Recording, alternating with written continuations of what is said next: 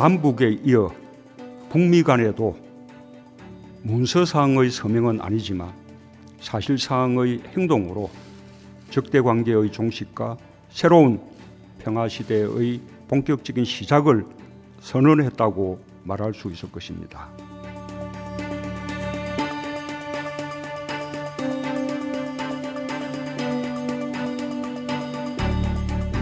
지난 일요일 우리 국민들과 전 세계인들은 판문점에서 일어나는 역사적인 장면을 지켜봤습니다. 정전협정 66년 만에 사상 최초로 당사국인 북한과 미국의 정상이 군사 분계선에서 두 손을 마주 잡았고, 미국의 정상이 특별한 경호 조치 없이 북한 정상의 안내로 군사 분계선을 넘어 북한 땅을 밟았습니다. 같은 시간 같은 곳에서 남북미 정상의 3자 회동도 이루어졌습니다. 이로써 남북에 이어 북미 간에도 문서상의 서명은 아니지만 사실상의 행동으로 적대관계의 종식과 새로운 평화시대의 본격적인 시작을 선언했다고 말할 수 있을 것입니다. 앞으로 이어질 북미 대화에 있어서 늘 그 사실을 상기하고 그 의미를 되새기면서 대화의 토대로 삼아 나간다면 반드시 훌륭한 결실이 맺어질 것이라고 믿습니다. 그에 앞서 저는 트럼프 대통령과 함께 군사 분계선으로부터 불과 25m 거리에 있는 최전방 GP를 방문했습니다. 한미 양국의 대통령이 함께 DMZ를 방문한 것은 사상 최초입니다.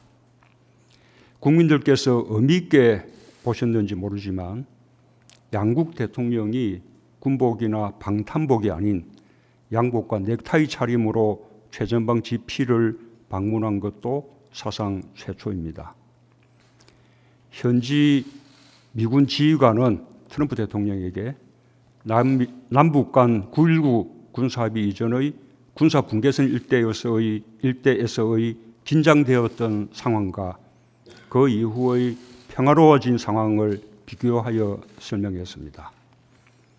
저는 트럼프 대통령에게 군사 분계선으로부터 불과 40km 거리의 서울과 수도권에 대한민국 인구의 절반이 거주하고 있으며 서울에만 10만 명 이상의 미국인이 상시적으로 거주하고 있다는 상황을 설명했고, 아울러 눈앞에 뻔히 보이는 개성공단이 남북 경제와 우리의 안보에 가져다 주었던 긍정적인 효과에 대해서도 설명할 수 있는 기회를 가졌습니다.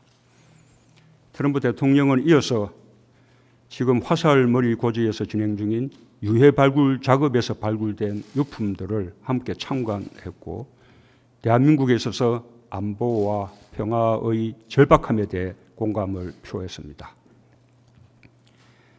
그 모든 일들은 정상들 간의 신뢰뿐 아니라 판문점 일대 공동경비구역이 비무장화되는 등 남북 간의 군사적 긴장이 크게 완화되었기 때문에 가능한 일이었습니다.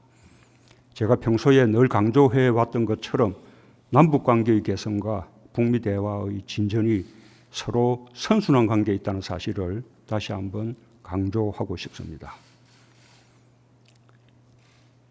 세계를 감동시킨 북미 정상 간의 판문점 회동은 트럼프 대통령의 SNS를 통한 파격적인 제안과 김정은 위원장의 과감한 호응으로 이루어졌습니다.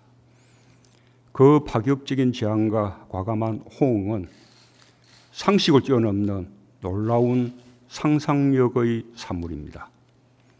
기존의 외교 문법 속에서 생각하면 결코 일어날 수 없는 일입니다. 그 상상력이 세계를 놀라게 했고 감동시켰으며 역사를 진전시킬 힘을 만들어냈습니다. 이렇게 상상력은 문화예술이나 과학기술 분야뿐 아니라 정치, 외교에도 못지않게 필요합니다. 특히 중대한 국면의 해결을 위해서는 상식을 뛰어넘는 상상력이 필요합니다.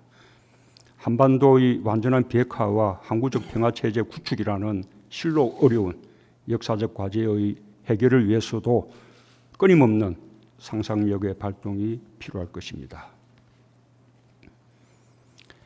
저도 포함되지만 우리 정치에 있어서도 부족한 것이 상상력이라고 생각합니다. 과거의 정치 문법과 정책을 과감히 뛰어넘는 풍부한 상상력의 정치를 기대해 봅니다. 정부 각 부처에서도 우리 경제와 민생의 어려움을 타개하기 위해 많은 노력을 기울이고 있는데 선의를 가지고 열심히 하는 것을 넘어서서 과감한 정책적 상상력을 좀 더 풍부하게 발휘해 줄 것을 당부하고자 합니다. 이상입니다.